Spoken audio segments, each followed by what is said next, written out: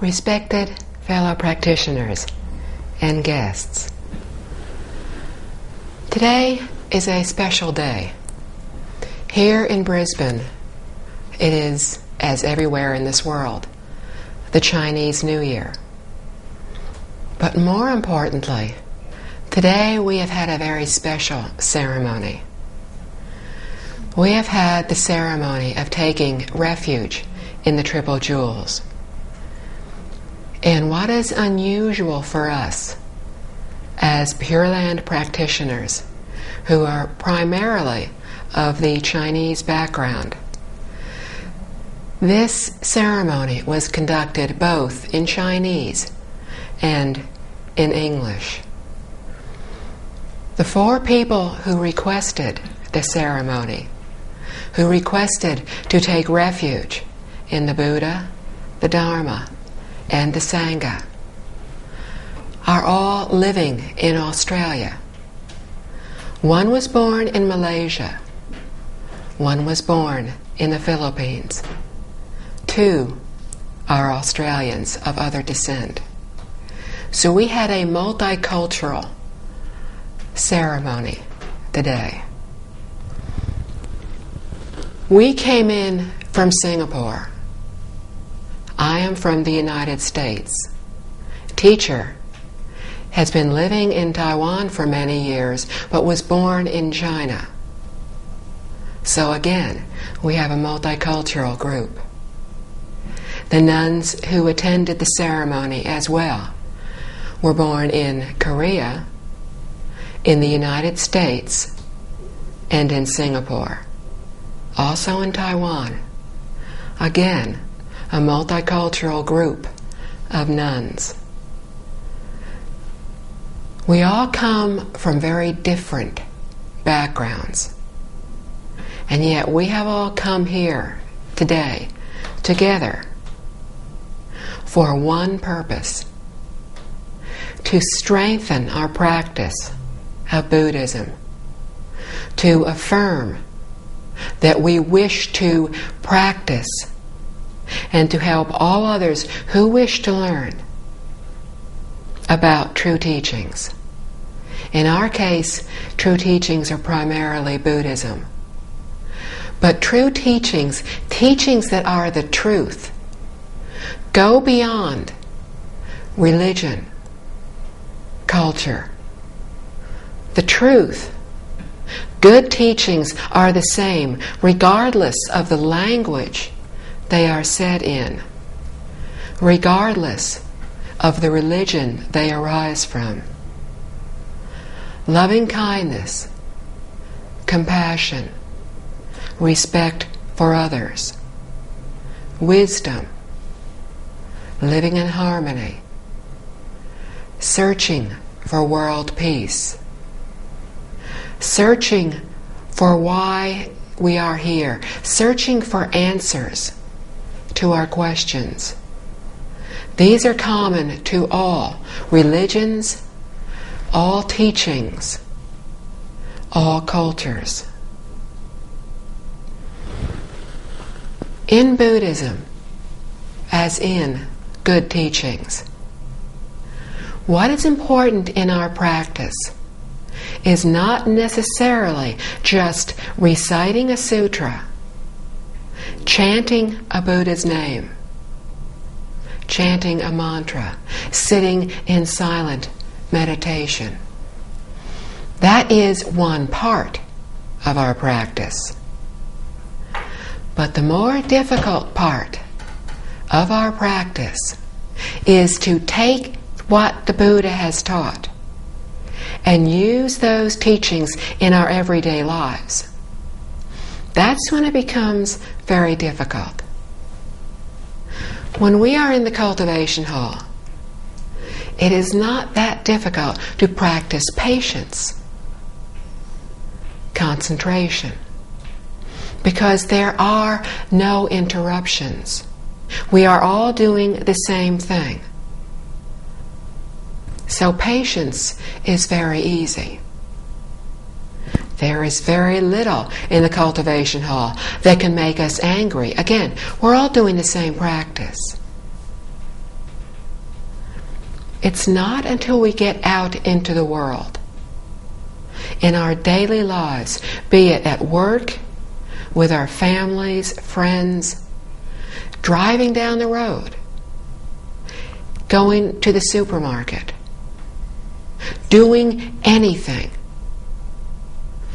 That is when we need to practice, and that is when it is most difficult to practice. To practice goes beyond forms of concentration, forms of meditation. To practice is when we look inside of ourselves and when we are very, very honest with ourselves. We honestly try to find each of our faults, and then we try to start to correct each of those faults. And that's one of the most difficult things in our practice. Sitting quietly in a cultivation hall in such wonderful surroundings as we have here in Brisbane, where everything is very quiet. The only thing you hear occasionally the sounds of birds. Very distant sound of traffic, but very distant. The environment in this facility is very calm, very quiet. But in our everyday world, we are constantly encountering situations that give great test to our ability to practice patience and diligence, endurance, getting along well with others. These are much more difficult. But when we are with others is exactly when we need to practice. In the next few days, we will be giving talks on Liao Fan's 4 lessons. We have given those talks here before. Each time the talks are given, they are a little different for 2 major reasons. Each time we give the talks, we understand the teaching in them a little bit better. And we can bring that understanding to the talks. Each time you listen to those talks, you understand a little more deeply because you have been practicing. Your cultivation in this lifetime is getting stronger. I say in this lifetime because we have all practiced many, many lifetimes. If we are in this room, able to listen, able to give a Dharma talk, if you are here to either take the 3 refuges or to be with your friends who are taking those 3 refuges, we have all practiced before, or we would not all be here together. And most likely, we have practiced together before, have known each other in past lifetimes. So there are no coincidences. We are all here for a reason. Everything in our lives is destined. Decisions that we made many, many years ago were destined. Decisions that we made that led to all of us being here today were all destined. But they were not destined by another outside force, another being. Excuse me. We ourselves destined. We ourselves. This is destined. I'm not sure of the cause and effect, but it is destined. We are all destined to be here. I am destined to cough. So far, you are not destined to cough. Hopefully that's my cough destiny for today. We destined it. Nobody else did. We determined by our past thoughts, our words, our deeds, what this life would be. But just as we destined what our lives will be, we alone can change that destiny. We can decide, we can make a conscious decision. We can say that from today on, we will do everything we can to think only of others. We will stop thinking of ourselves. We will stop thinking of self-benefit. We will stop thinking of, if I do this, what will I gain? What is in it for me? We will sincerely, spontaneously do everything we can to help others. We will not have to think, should I help this person? Should I not help this person? We will see that what they are doing is good. And we will automatically do whatever we can to help them. This is practicing Buddhism. If we do this, if as we try to correct our faults, we also try to only think, how can I help others? What are they trying to do? We can give of our physical labor. We can give of our wealth. We can give money. We can give possessions. All these givings are the giving of wealth. When we give these, we will gain wealth in the future. And our giving in our former lives of wealth has determined whether we will have money now, whether others will help us now as we helped others in the past. The second kind of giving is the giving of teaching. What we are good at and others wish to know, we teach. We teach without holding anything back. If we hold something back, and this is very often done in the workplace, if we hold something back, we are not truly teaching others. Often what happens at work is our supervisor will ask us to teach a new person what it is we do. Now, we're not perfect beings. We do not have perfect compassion, perfect wisdom. We are not yet enlightened. We're far from enlightenment. And we only may be beginning to be awakened. So we are still ordinary people. As ordinary people, our natural reaction is, when somebody asks us to teach what we know, everything we do on our job, to another person, our immediate thought is, if I teach this person, they will know everything I do. They may replace me.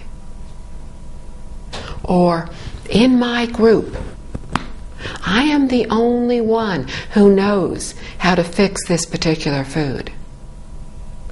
If I teach this to others, then I may not be as well appreciated in my group, because others will be able to fix this dish. And maybe they'll do better than I will. So I'll hold out one little ingredient. It'll taste good, but not as good as mine will. At work, we say, I will teach almost everything, but I will withhold some information about how to do things very quickly, and I will remain indispensable to my employer, and I will not be fired. If we teach others without holding anything back, if we do everything we can to share our knowledge with them as long as they wish to learn, then in our future lives we will have wisdom. If we have wisdom in this lifetime, we gave wisdom teachings in the past lifetimes. But people who are ignorant in this lifetime did not teach others everything when they could have. The result of withholding teachings is ignorance. The third teaching is that of fearlessness. The teaching of fearlessness is to remove others' fears, the insecurities of others. This can be many, many different things. It can be as important, as awe-inspiring as one person giving up their life for another. Equally important can be seeing somebody who is unhappy, who is worried. If we know them, we can just walk up and give them a hug. If we do not know them, if we just see somebody, we're in a store, we see somebody, at the office, somebody is upset, we simply look at them and we smile. This is to remove the fears, the insecurities of other people. If we do this, we will receive in our future lives health and long life. Those who practiced the giving of fearlessness in the past will have healthy, long lives now. If we give these three forms of teaching while thinking, if I give wealth, I will gain wealth. If I give teaching, then I'll be wise. If I give fearlessness, if I calm others' securities, then I'll have a healthy, long life. If we think this way as we are practicing our giving, then what we get back will be small, because we will have given for selfish reasons. We will not have given purely. Our giving will be tainted with a bit of insincerity. But if we give completely without thinking of ourselves, we see somebody needs help, we help them. We see somebody wants to learn something, we teach them. We see they are worried, we comfort them. And if we do this spontaneously, we don't think about it. What they are doing is good, we help them. When we give in this fashion, we are giving as Buddhas and Bodhisattvas give. And when we give this way, we are in touch with our Buddha nature, our true nature that is within us. We all have this true nature. We all have the ability to become enlightened in the future. We all have the ability to uncover perfect compassion, perfect loving kindness, perfect wisdom. It's already within us. When we give from these perfections within us, we are not giving as I, myself, as this body is giving. If you are trying to lift something heavy and I help you to lift it, it is not me who is helping you. If what you are doing is good, and I spontaneously, without thinking, I automatically help you to lift what it is you are trying to, then I am in touch with my true nature. Our true nature is all the same. It is not my true nature, your true nature, your true nature. It is all one. We are not different from one another. We are all one.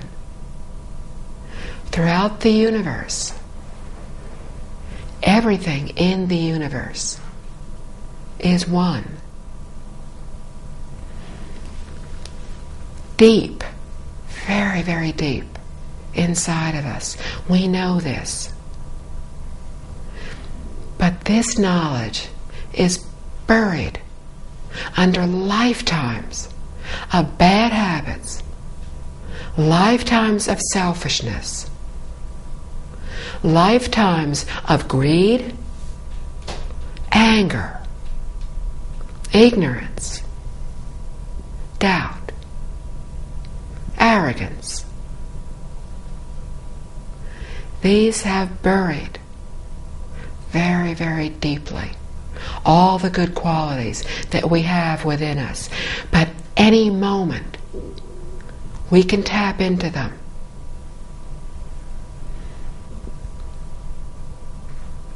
When we are practicing our cultivation in the cultivation hall, or when we are simply quietly reciting a Buddha's name, chanting a mantra, reading a sutra, and we are focusing on what we are saying, what we are thinking, and we have no other thoughts. We're not thinking of what is for dinner tonight. We're not thinking of when we need to leave to drive home. We're not thinking of what we will do next week. When we are concentrating on the name of a Buddha, on the mantra, the sound of the mantra, when we are concentrating on every single word that we are saying or silently reciting of the sutra, and when we are focused on that, if that is the only thing in our minds and our hearts, then we are practicing concentration. When we practice concentration, all of our wandering thoughts die down. And the only thought we have is the thought of Amitabha, the thought of the mantra, the thought of that sutra. When we do that, and that is the only thing that we are thinking, saying, nothing else is in our minds, we are getting in touch with that true nature inside of us. When we are in touch, even for an instant, with that true nature inside, our wisdom will surface for that moment. When we are concentrating on listening to a teaching, listening to a lecture, to a translation of a lecture, even though we have listened to that similar lecture, even the very same lecture, we could be listening to a tape. We could be reading the same book. When we are listening and we hear something and we think, I understand that now, or I understand that better, that's what that means. That is because we are focusing and we are concentrating on that lecture. And because we have been concentrating, focusing in our cultivation,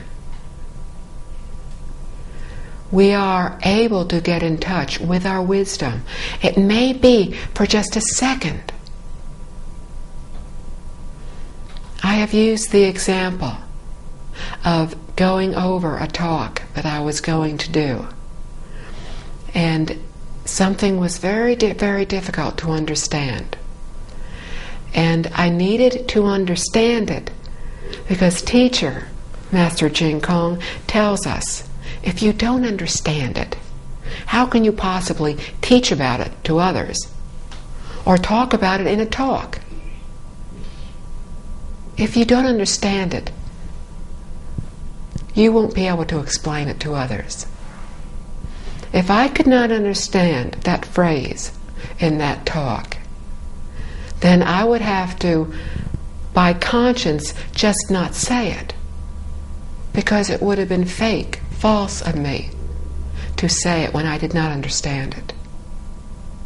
So I was concentrating, trying to think, okay, at least if I listen very carefully to the words, let me see what happens. And I was just concentrating on the sound of the words, nothing else. And for an instant,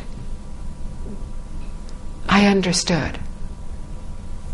And then in the next instant, I forgot.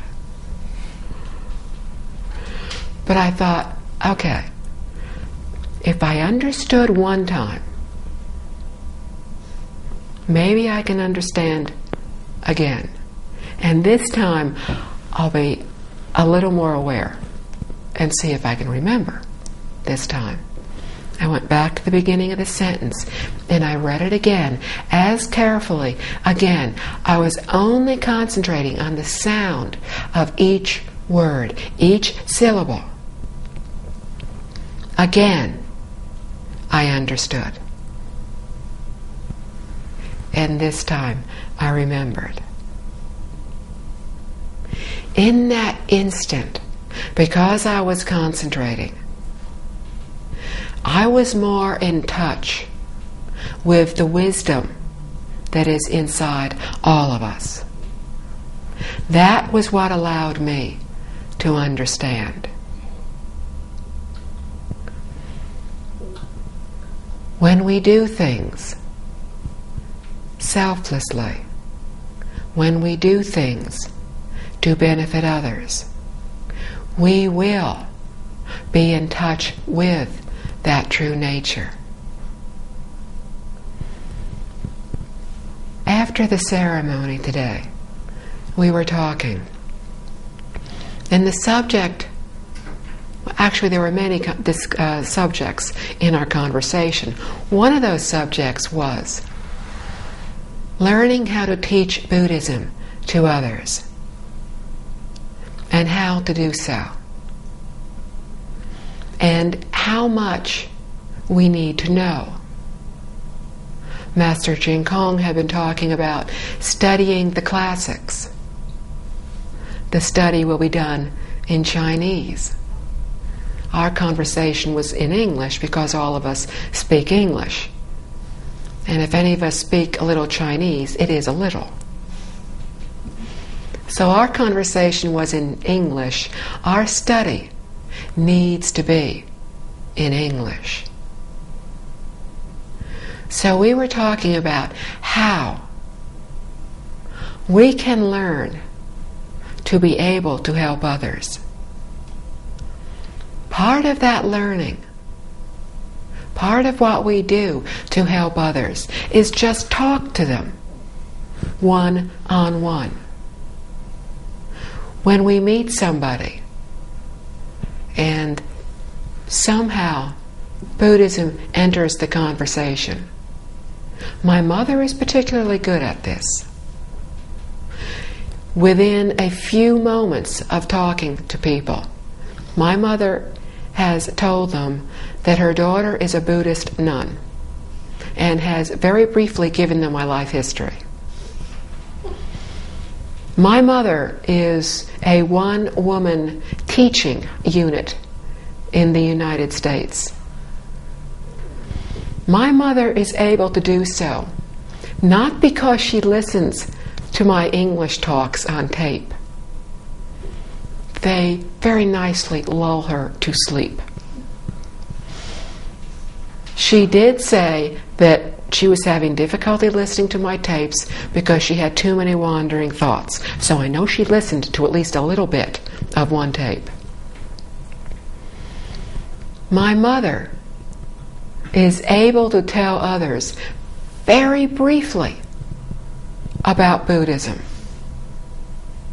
But what she teaches is wonderful. First of all, she's smiling the whole time she's talking to people. And this is why they started talking to her in the first place.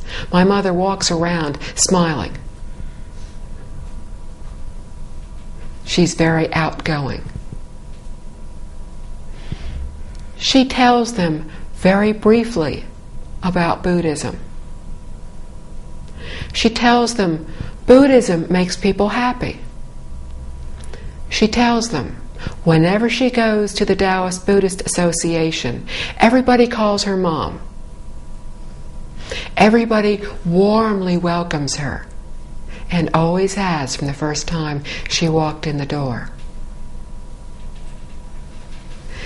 People talk to her. They treat her with respect. They're very warm. They're very caring. She tells people this. She lives in a building, in an apartment complex, where many older ladies and a few older gentlemen live. And they all talk about their children as generations of parents and grandparents have spoken about children and grandchildren. And as so often happens in our world today, most of these ladies discuss how their children never come to visit them. Some of their children do not live in Dallas. Some of their children live in other countries.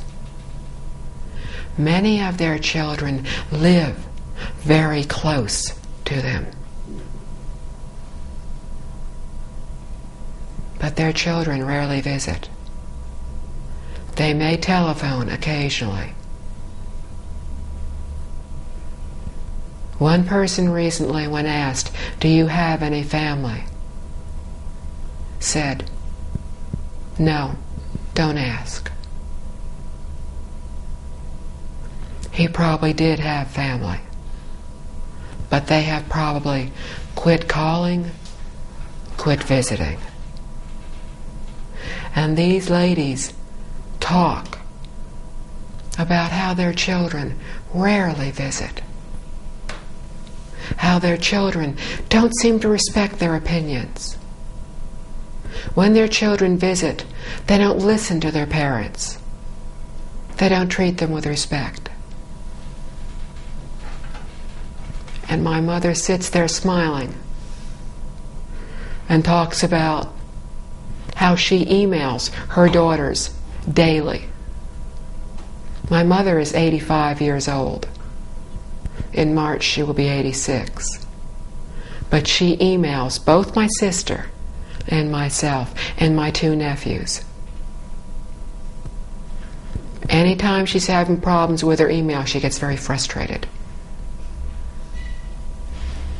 She's getting very good. She has learned how to fix what she does wrong. So now she's learning how to correct her mistakes on the internet.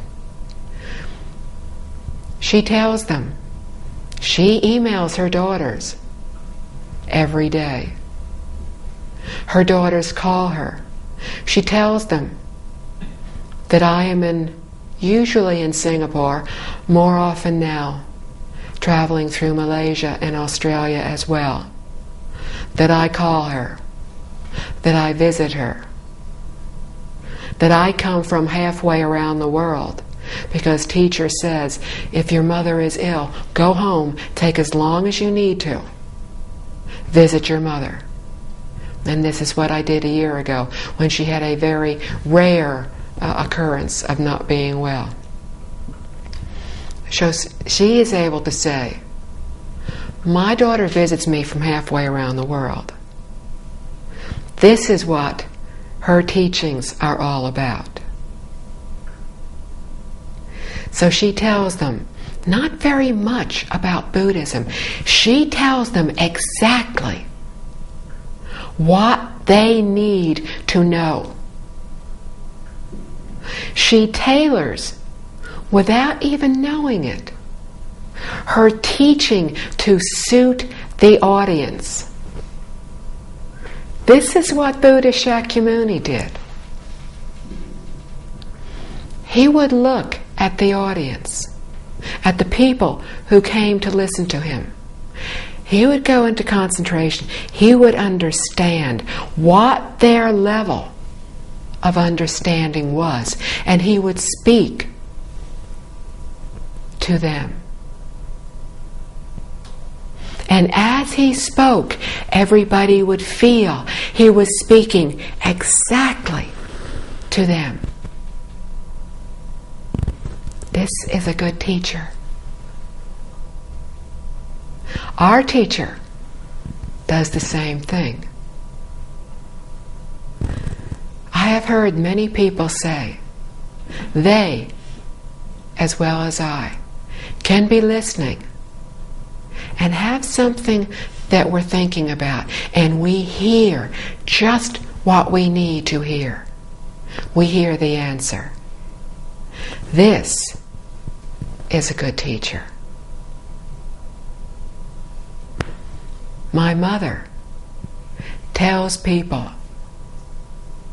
these sweet little old ladies who are very funny when they all get together, exactly what they need to know about our teachings. She tells them, we respect older people. We value their opinion. We respect and look after older people, our parents.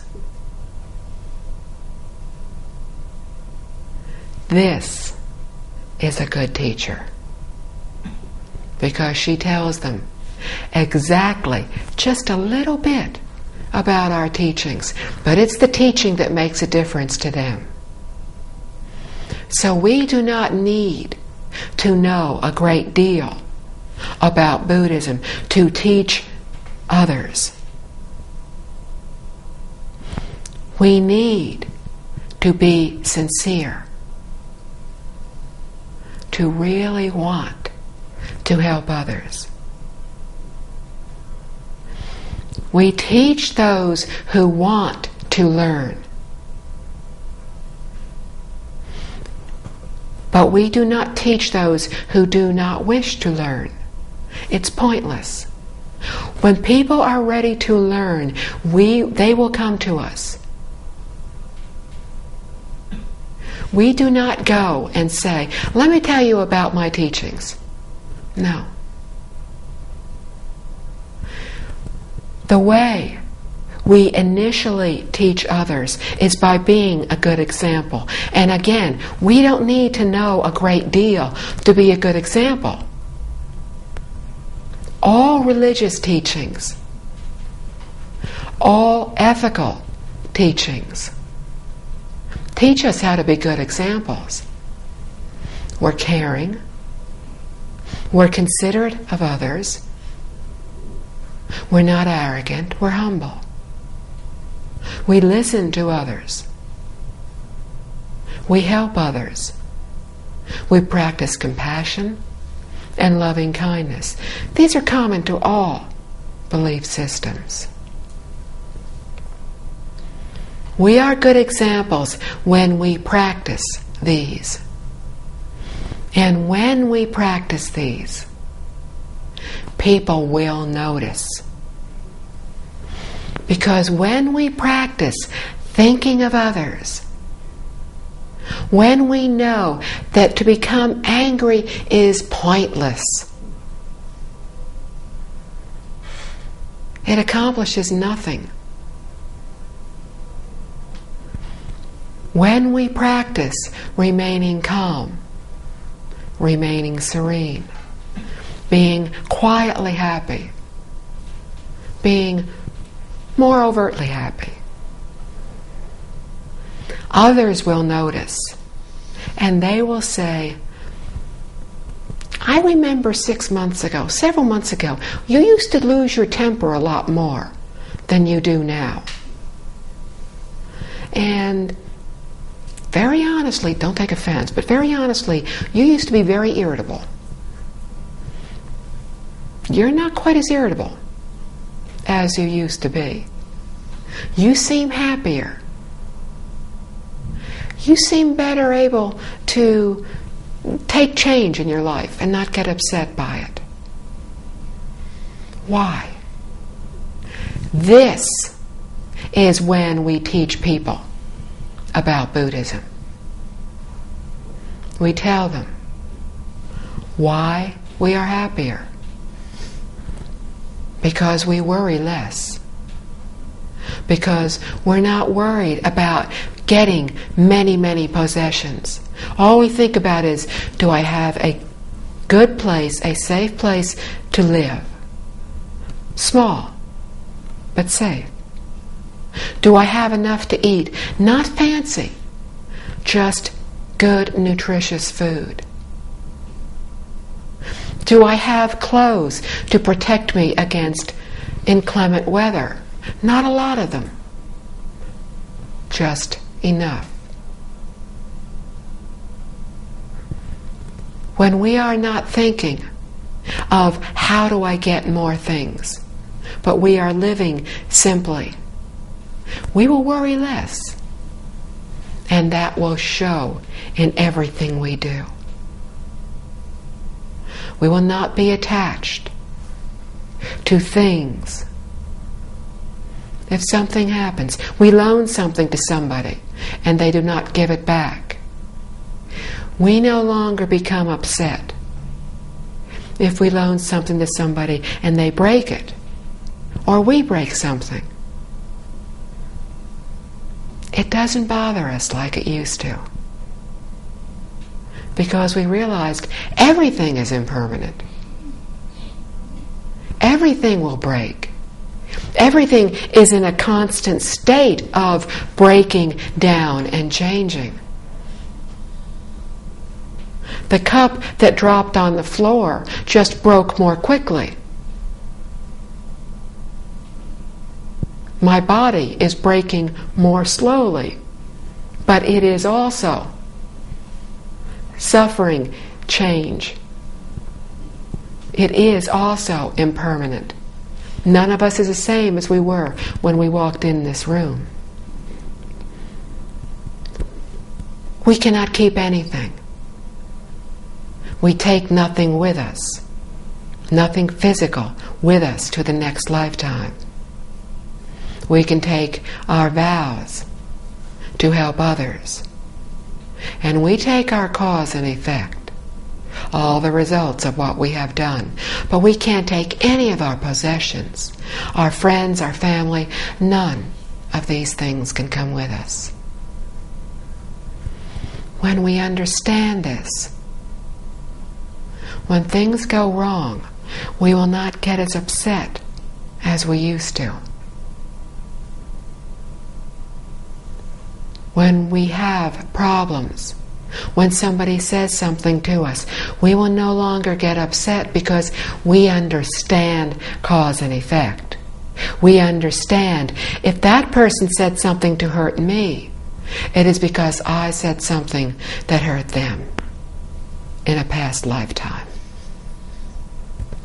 No point in getting angry. They're just giving back to me what I gave to them. Understanding this, I can choose to not return that unpleasantness, and in that way I can end the unpleasantness. These are all very simple teachings, but they can have profound, far-reaching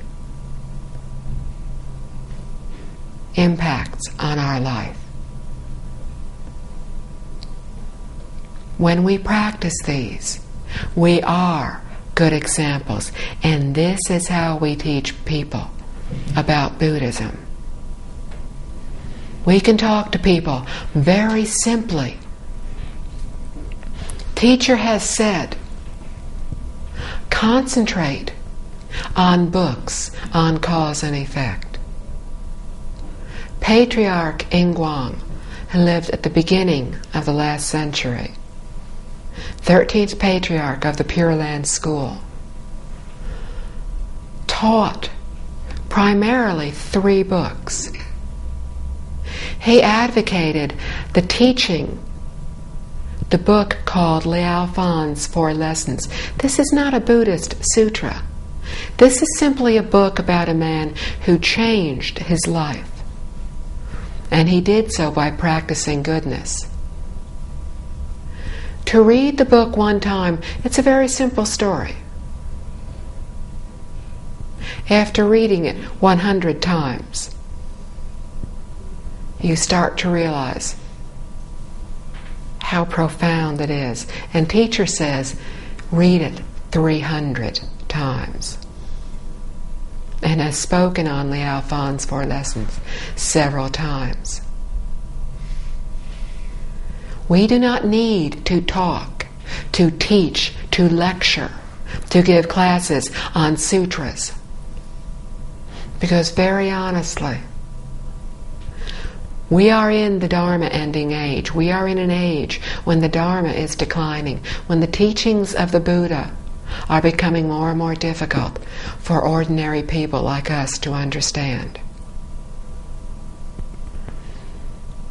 When we hear a very profound, very deep, wise teaching, most of us will understand very little of it.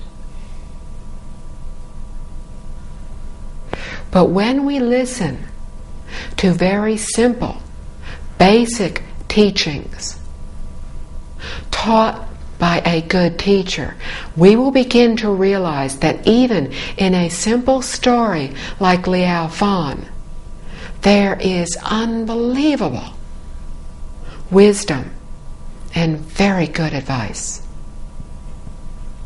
All the wisdom of the Buddhas can be found in Liao Fan's 4 Lessons. So we do not have to learn profound, deep teachings to help others. But we need to learn basic teachings very well. Because when we are teaching, we are speaking on behalf of Buddhas and Bodhisattvas. So what we say needs to be correct.